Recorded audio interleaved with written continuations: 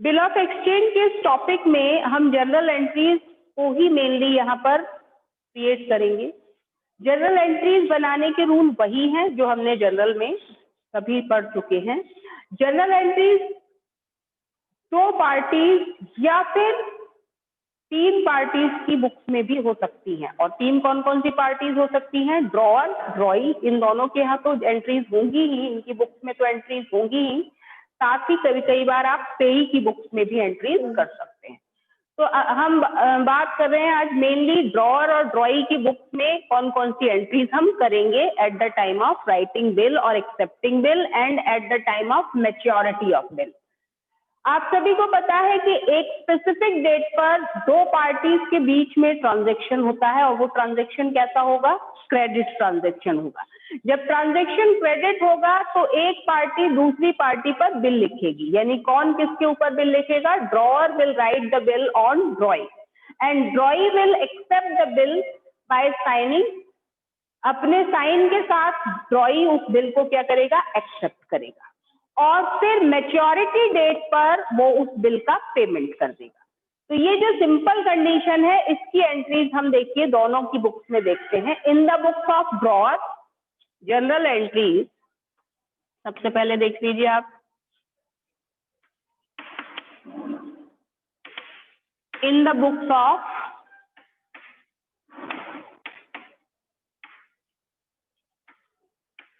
Drawer यानी जो bill का राइटर है उसकी बुक में जनरल एंट्रीज क्या होंगी पहले वो देखेंगे हम। जनरल का फॉर्मेट सभी को याद है, कौन कौन से कॉलम होते हैं? Date, then particulars. पर्टिकुलर्स के लिए आप थोड़ा सा बड़ा कॉलम रख सकते हैं, पर्टिकुलर्स।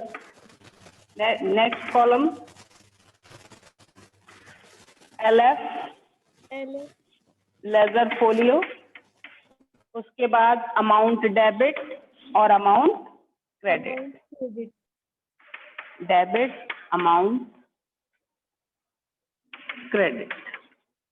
ठीक है, ये आपका जनरल का जो नॉर्मल फॉर्मेट है उसी के अकॉर्डिंग हम यहाँ पर शो कर रहे हैं। अब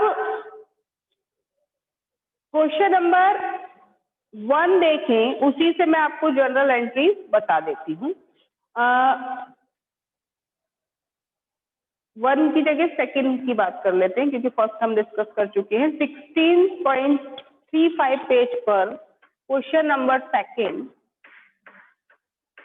न्यू बुक में आप लोग पेज देख लीजिएगा, क्वेश्चन सभी की बुक में होगा, देखिएगा। On 10th of March 2019, A draw on B a bill at 3 months for 20,000 rupees, which B accept immediately and return to A. अब देखिए यहाँ पर तो सीधा बिल लिखा गया, लेकिन जनरली अगर मैं इस क्वेश्चन की बात ना करूं तो नॉर्मली पहले ट्रांजैक्शन हो सकता है, यानी A sold goods to B, पहले ये आ सकता है, आएगा भी आगे के क्वेश्चंस में। तो जैसे ही A गुड्स सेल करेगा B को, और अगर आप A की बुक्स में एंट्री बना रहे हैं, A कौन हुआ? ड्रॉअर, और B कौन होगा? ड्रॉई। इस क्वेश्चन में भी अगर हम बात करें ड्रॉअर और ड्रॉई की, तो बिल किसने ड्रॉ किया है? A ने। तो A कौन है? ड्रॉअर। ठीक है, और अभी हम किसकी बुक्स में एंट्री बना रहे हैं? इन द बुक्स ऑफ ड्रॉअर, यानी आप ये लिख सकते हैं A, in the books of A भी लिख सकते हैं।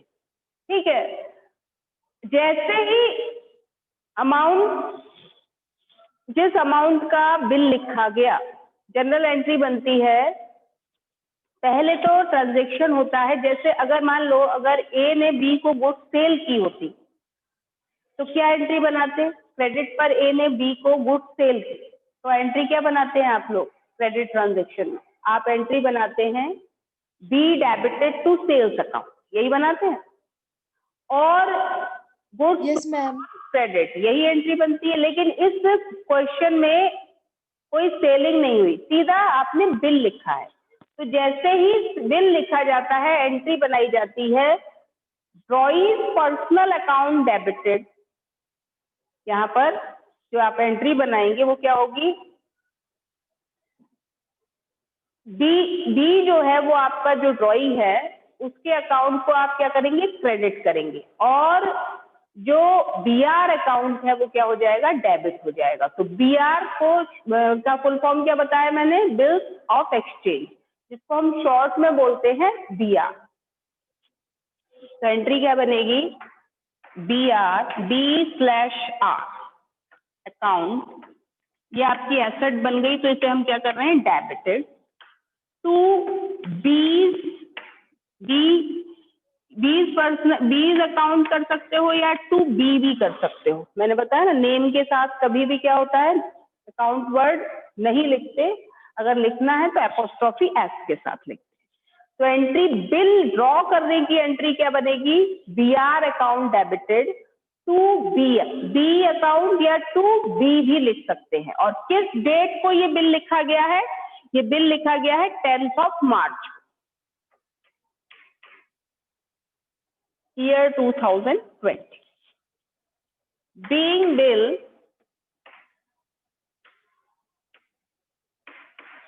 drawn, ये बिल लिखा गया, किसने लिखा होगा बता सकते हैं, ये बिल लिखा होगा ए ने, और किसके ऊपर लिखा है, बी के ऊपर। ये ध्यान रखें कि जब हम एक ही बुक में एंट्री कर रहे हैं तो किस पार्टी का नाम आएगा, उसकी ऑपोजिट पार्टी बी का नाम आएगा। ठीक है, तो ये भी आपको ध्यान रखना है कि हम किसकी बुक में एंट्रीज कर रहे हैं, और ट्रांजैक्शन हो रहा है या सीधा बिल लिखा जा रहा है। इस क्वेश्चन में सीधा बिल लिखा जा रहा है, अभी ट्रांजैक्शन क्रेडिट में नहीं हुआ। तो यानी इसका मतलब क्या हुआ, ए ने बी को क्रेडिट पर कुछ अमाउंट पे किया है। कितना अमाउंट दिया है, 20,000 रुपीज उसने पे किए हैं ए ने बी को, और इसका पेमेंट बी ए को कब करेगा, आफ्टर 3 मंथ। लिखा हुआ ना कितने मंथ के लिए, विच बी एक्सेप्ट, बी ने उसे एक्सेप्ट कर लिया, बी जब एक्सेप्ट कर लेगा तभी ये एंट्री बनेगी, ये ध्यान रखिएगा। उसके बाद and return it to A, the bill is honoured on due date. Honour होने का मतलब है कि ड्यू डेट जब आई तो बी ने उस 20,000 का पेमेंट किसे कर दिया, ए को कर दिया। तो जैसे ही पेमेंट मिलेगा बी को, बी से ए को, तो ए के पास मनी आएगी। और किस डेट में आएगी, क्या आप डेट ऑफ मैच्योरिटी बता सकते हैं इस क्वेश्चन में, 3 मंथ के बाद है। तो 10 मार्च को बिल लिखा गया था, ठीक है। अगर 10 मार्च को लिखा गया है बिल, तो डेट ऑफ मैच्योरिटी क्या होगी इस बिल की, ये बताइए। 33 जून।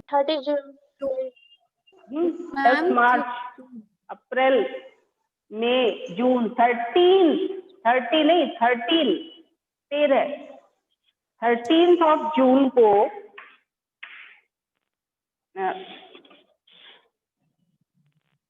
जून को आपका बिल क्या हो जाएगा, 2020 को जैसे ही मैच्योर होगा, एंट्री क्या बनाएंगे आप उस डेट में, उस डेट में एंट्री बनेगी ए से अमाउंट रिसीव हो रहा है। तो जब अमाउंट आता है तो क्या होता है, कैश और बैंक अकाउंट डेबिटेड, और ये जो अमाउंट है ये बी से डायरेक्टली रहकर किसके थ्रू आ रहा है, बीआर के थ्रू आ रहा है। तो आप एंट्री क्या बनाओगे, एंट्री बनाओगे bank account debited to bills receivable account. ये जो बिल्स रिसीवेबल का अकाउंट हमने 3 मंथ पहले ओपन किया था, इस बिल का अमाउंट हमें कब रिसीव हो जाएगा, 13 जून को। और जैसे ही रिसीव होगा हम अपने यहाँ क्या एंट्री बनाएंगे, bank account debited to BR account. और एंट्री में जो नरेशन देंगे वो क्या होगा, बीइंग अमाउंट रिसीव्ड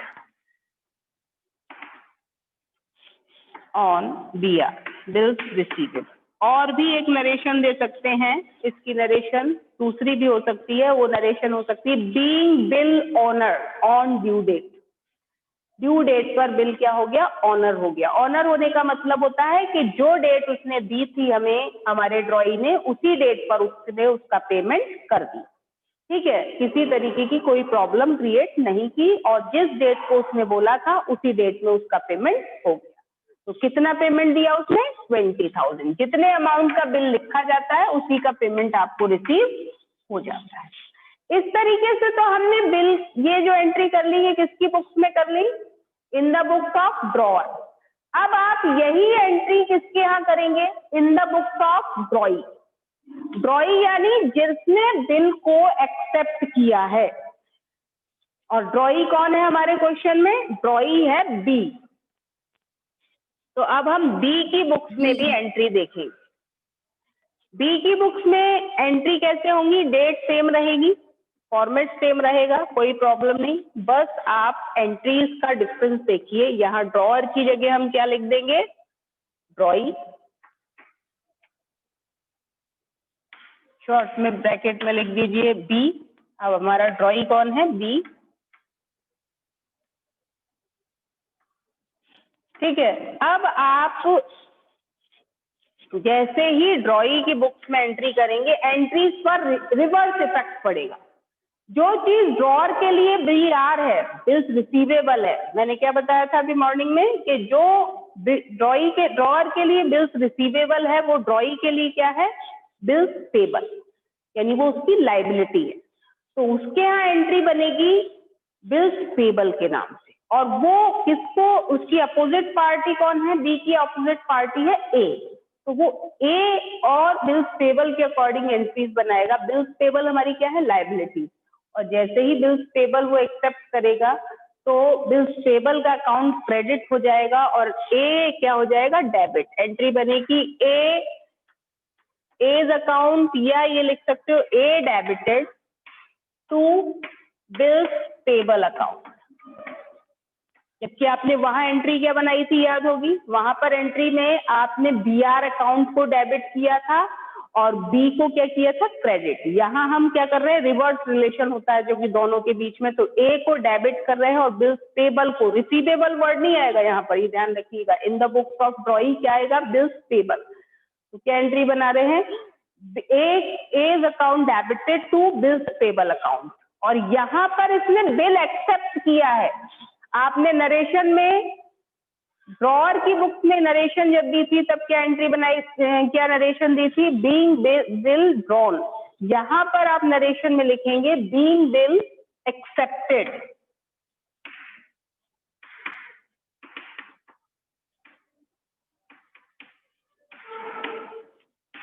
क्लियर। अब इसके बाद अमाउंट कितना आ जाएगा, वही 20,000। अमाउंट वाला यहाँ पर बहुत ज्यादा टेंशन नहीं है, कैलकुलेटिव पार्ट बहुत ज्यादा हार्ड फास्ट नहीं है। इसके बाद नेक्स्ट एंट्री में आप बिल जैसे ही एक्सेप्ट कर लिया, अब आपने बिल, अब नेक्स्ट एंट्री में आप इसमें क्या करेंगे, बिल को एक्सेप्ट करने के बाद मैच्योरिटी डेट पर पेमेंट कर देंगे। तो पेमेंट किसको मिलेगा, ए को, लेकिन किस पर मिलेगा, बीपी पर।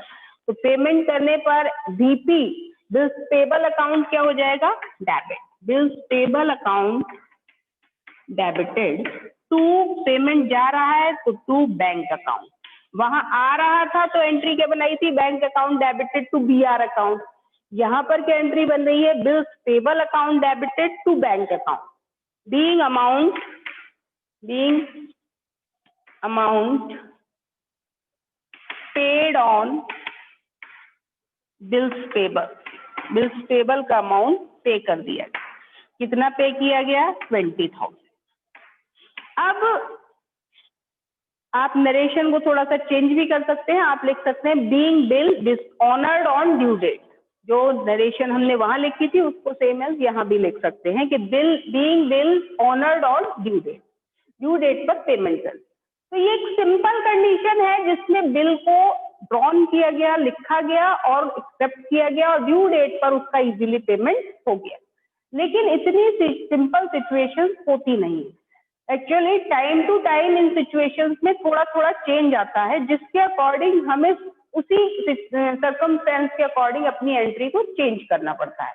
और वही इस चैप्टर में थोड़ा सा आपको ध्यान से पढ़ना है कि क्या कहा जा रहा है, और उसके अकॉर्डिंग ही हम क्या करेंगे, एंट्रीज को कन्वर्ट करेंगे। तो अभी ये जो आपकी स्टार्टिंग एंट्रीज हैं बिल को ड्रॉ करने की, एक्सेप्ट करने की, और फिर बिल को मैच्योरिटी डेट पर पेमेंट रिसीव या पे करने की जो एंट्रीज है, वो मैंने आपको कुछ कॉमन एंट्रीज आज क्वेश्चन नंबर 2 के थ्रू बता दी हैं। लेकिन इन एंट्रीज को हम बार बार रिपीटेडली पढ़ेंगे तो अच्छे से आपको समझ में आ जाएंगी, और जो जो चेंजेस होंगे ऑनर और डिसऑनर के वो भी हम टाइम टू टाइम डिस्कस करें। ठीक है,